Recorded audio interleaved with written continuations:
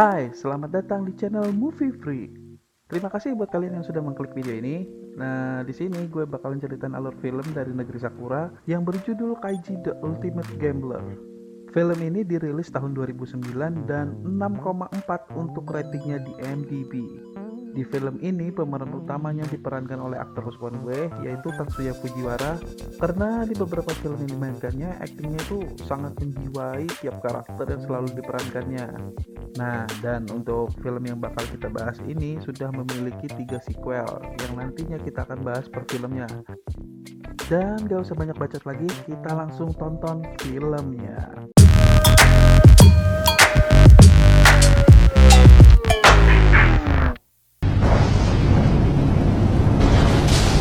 Film dimulai dengan sebuah apel malam.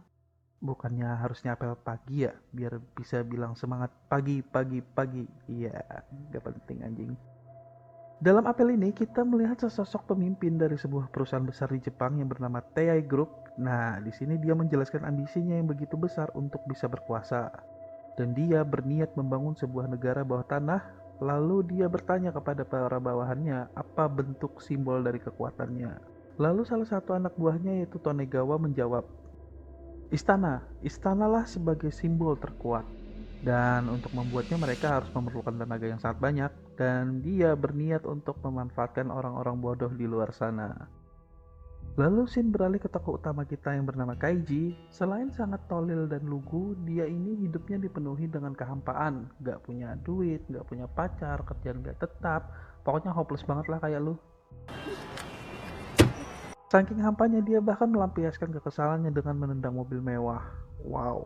Lalu saat dia menendang sebuah mobil, ternyata mobil itu milik salah satu dari petinggi perusahaan TI yang bernama Endo, yang memang bertujuan untuk mencari Kaiji sih. Itu Kaiji-san. Saat mereka ngobrol, ternyata dia menanyakan soal temannya yang berhutang ke perusahaan TI. Karena Kaiji sebagai penjamin dalam kontrak, Endo pun memaksa Kaiji untuk membayarnya karena temannya sudah menghilang lebih dari 2 tahun. Nah, ini orang yang minjem kok, teman yang kena ya, teman kayak anjing ini. Dan total yang harus dilunasinya adalah 10 juta yen atau sama dengan mamam. 利息です。だって30万って。どこのガキなんだよお前は。 Dan tentu saja Kaiji tak bisa membayarnya. Buat makan besok aja belum tentu, apalagi disuruh bayar segitu. Karena tak bisa membayar itulah si Endo menyarankan Kaiji untuk mengikuti sebuah perjudian di sebuah kapal milik TI. Dan Endo lalu meyakinkan Kaiji agar bisa ikut. Lalu malam harinya Kaiji pun sampai di sebuah kapal yang bernama Espoir, yang artinya adalah harapan. フランス語で希望。 Sesampainya di dalam, ternyata banyak orang yang bernasib sama seperti Kaiji. Lalu muncul Tonegawa, dan dia mulai menjelaskan tentang perjudian yang akan mereka ikuti. Setelah itu, mereka diharuskan mengikuti sebuah permainan dengan syarat mempunyai 3 emblem bintang, yang nilai per bintangnya adalah 1 juta yen. Dan tentu saja mereka tak punya uang sebanyak itu, maka perusahaan TI pun meminjami mereka 3 juta yen dengan bunga 1% per menit. Gila emang perusahaan ini, rentenir anjir. Saat semua protes dengan peraturan ini, Tonegawa pun mengatakan jika mereka menang, tidak hanya hutang yang akan dihapuskan, tetapi perusahaan TI akan membeli tiap bintang yang mereka menangkan dengan harga yang sama. Lalu, setiap orang diberikan 3 bintang yang harus dipasang di dada, juga 1 dek kartu. Dan permainan yang akan mereka pakai bisa dibilang permainan yang cukup sederhana yang semua pasti bisa, yaitu sweet batu gunting kertas dalam bentuk kartu. Memang terlihat simpel, tapi permainan ini dimainkan dengan gaya yang berbeda. Mereka bebas memilih lawan dan tiap orang memiliki 12 kartu. Di setiap kali menang, berhak mengambil bintang lawan dan memasukkan kartu yang sudah dipakai ke dalam slot. Dan mereka harus menggunakan kartunya sampai habis dalam waktu 30 menit. Syarat untuk menjadi pemenang harus menghabiskan decknya dan minimal memiliki 3 bintang. Nah, yang jadi pertanyaannya, apabila mereka kalah, nasibnya gimana? Itu akan kita bahas habis ini. Lalu permainan pun dimulai. Situasi pun langsung menjadi panik karena mereka hanya punya waktu yang sedikit dan Kaiji pun mengamati sekitar dan mempelajari permainan kartu ini dulu. Lalu tak lama kemudian, salah satu peserta sudah kehilangan semua bintangnya. dan dia diseret ke dalam sebuah ruangan.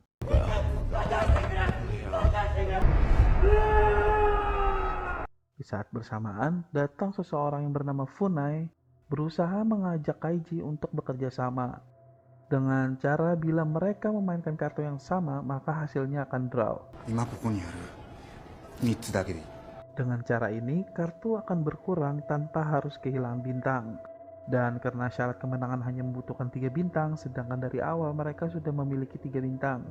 Simpelnya, mereka hanya butuh menghabiskan deck kartu masing-masing untuk bisa menang. Dan Funai juga mengatakan untuk mereka yang kalah ternyata akan dikirim sebagai budak di perusahaan Teai. 分かったよ。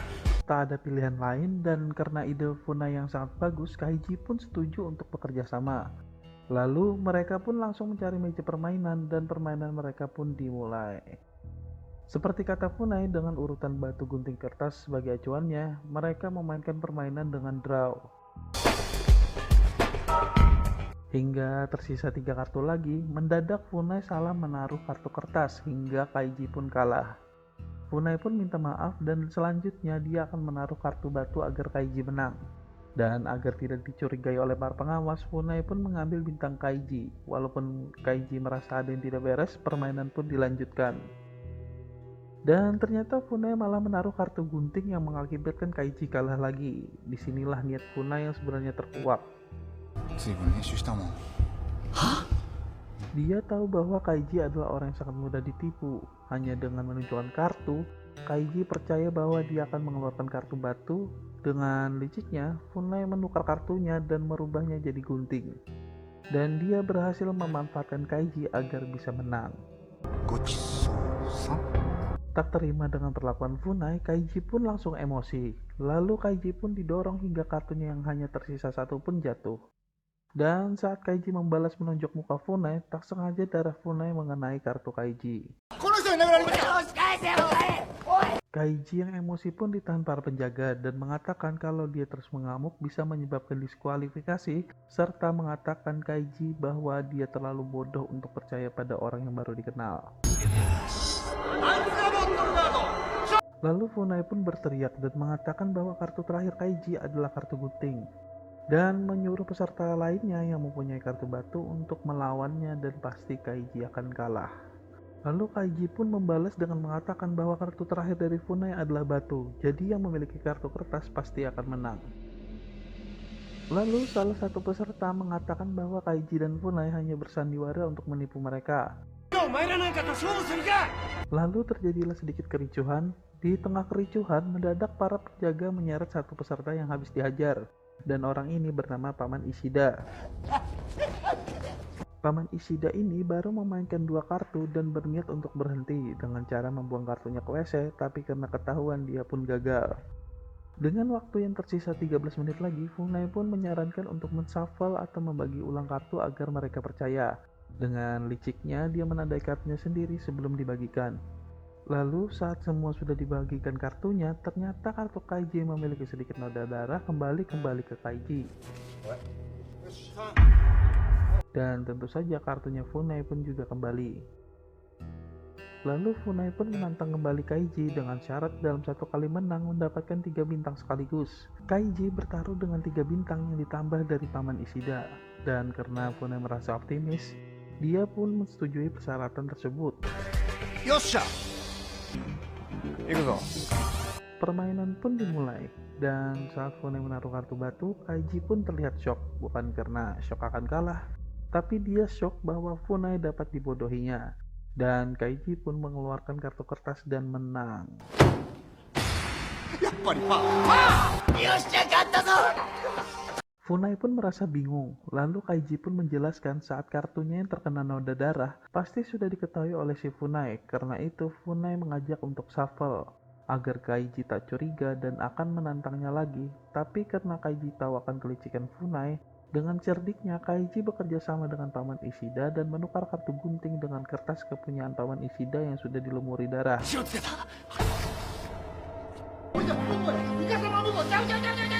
Dengan waktu yang tersisa 3 menit, mereka menghabiskan 10 kartu terakhir milik Paman Ishida dengan cara draw sampai kartunya habis. Mereka pun berhasil menghabiskan kartunya dan merasa bahagia bisa berhasil menang dengan masing-masing 3 bintang. Tak lama kemudian, ternyata Paman Ishida masih memiliki satu kartu terakhir di sakunya. Iya, Jong anjir. カイジ君ごめん Lalu adegan berpindah ke sebuah pembangunan bawah tanah tempat Kaiji kini bekerja.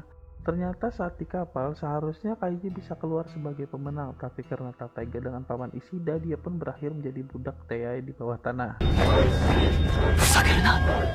Hari-hari yang dilewati Kaiji dalam bekerja paksa di bawah tanah benar-benar menyiksa dirinya, dan mereka benar-benar dijadikan budak dalam pembangunan negara bawah tanah.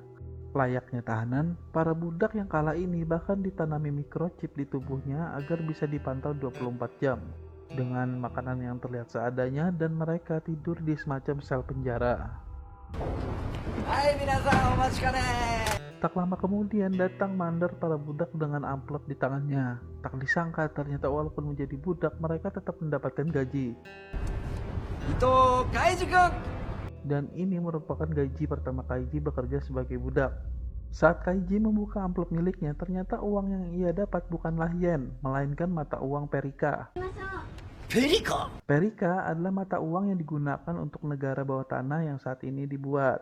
Dan mata uang Perika memiliki nilai yang lebih tinggi ketimbang yen. Karena kaget dengan hal tersebut, Kaiji pun berencana untuk menabung setelah semua hutangnya lunas. このクソペリカを貯めてやる。 Beberapa saat kemudian ternyata ada abang-abang yang jual berbagai macam minuman dan makanan di dalam sel tersebut. Kaiji yang tergiur dengan keinginannya untuk minum bir pun tertahan karena ingin menabung. Tak disangka mandor memberinya secara gratis untuk merayakan gaji pertamanya.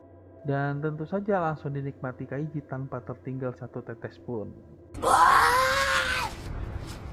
Tergiur untuk minum lagi, Kaiji yang dirayu mandor untuk beli lebih banyak lagi pun akhirnya mau membeli dan semua uang milik Kaiji habis dalam satu malam.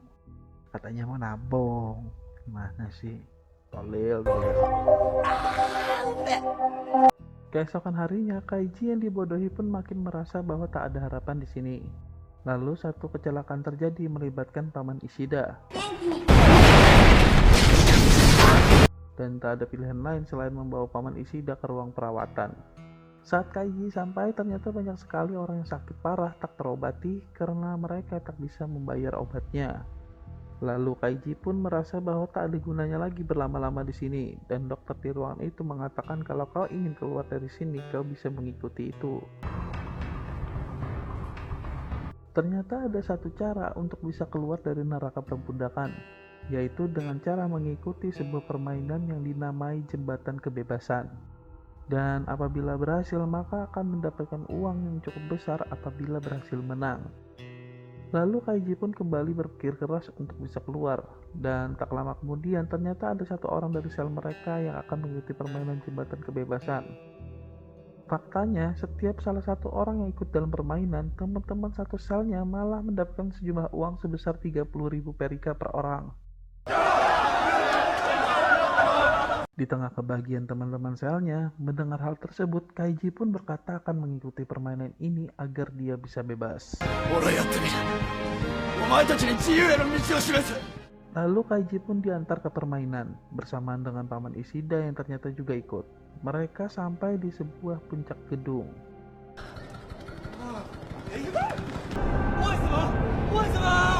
Dan lagi-lagi di permainan ini Tonegawa yang menjelaskan aturan dari permainannya.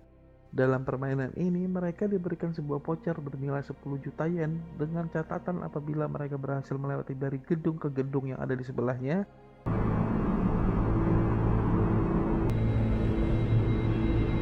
Ini mah taruhannya nyawa dong, bukan duit lagi anjir. Para peserta yang melihatnya pun banyak yang merasa ketakutan dan menjadi ragu. Dan seperti di awal, Tonegawa pun berhasil meyakinkan mereka dan membuat mereka ikut bermain. Saat semua sudah setuju, Tonegawa pun memperlihatkan bahwa jembatan yang mereka lewati bukan cuma jembatan biasa. Dan dia menunjukkan adanya aliran listrik di jembatan apabila mereka memegangnya begitu saja. Karena para penonton tak ingin melihat mereka lolos dengan cara merangkak atau bergelantungan. Yap, ternyata ada penonton yang sedang berjudi dengan menebak siapa yang akan menang sesuai dengan nomor urut peserta. Nah, ini yang namanya kaum elit nih. Mainannya bukan duit bro, tapi nyawa, bang. Lalu beberapa saat sebelum permainan dimulai, kita diperlihatkan Tonegawa di ruang pribadinya dan muncullah Endo. Ternyata Endo sendiri di sini menjadi bawahannya Tonegawa, dan dia terlihat sangat kesal dengan Tonegawa karena menganggap rendah dirinya. Dan permainan pun dimulai. Mereka mulai menyeberangi jembatan kecil seukuran sepatu. Sumpah gue tiap nonton bagian ini selalu merinding nih, tinggi banget coy. Pasti mati kalau sampai jatuh nih. Perlahan tapi nggak pasti, mendadak Kaiji kehilangan keseimbangannya karena ketakutan. Dan tak lama kemudian mendadak petir bergemuruh yang menandakan sebentar lagi ada hujan. Takut akan angin yang akan malah mengacaukan keseimbangan mereka, lalu salah satu peserta terdepan mulai ketakutan dan hendak kembali. Karena merasa itu sia-sia, peserta yang panik itu pun malah lari. Ya, dan satu peserta pun jatuh. Syok melihat hal tersebut, 9 orang lagi di atas jembatan pun menjadi sangat ketakutan.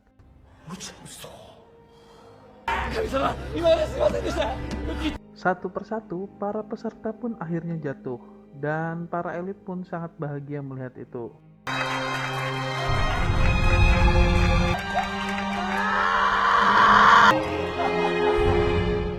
Dengan hujan yang cukup deras, hanya tersisa 3 peserta. Kaiji dan Paman Ishida pun berusaha mati-matian bertahan dan satu peserta lagi yang bernama Sahara. Lanjut. Di tengah hujan deras, Paman Ishida pun merasa dia sudah tidak bisa berjalan lagi karena ketakutan. Dan dia memberikan vouchernya kepada Kaiji dan berharap bila Kaiji menang, dia mau memberikan uangnya kepada anak perempuan yang bernama Hiromi.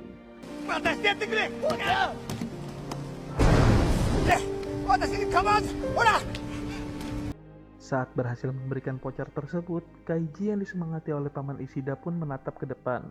Dan saat akan baru mulai berjalan, Kaiji melihat ke belakang dan saat itu juga sosok Paman Ishida sudah menghilang.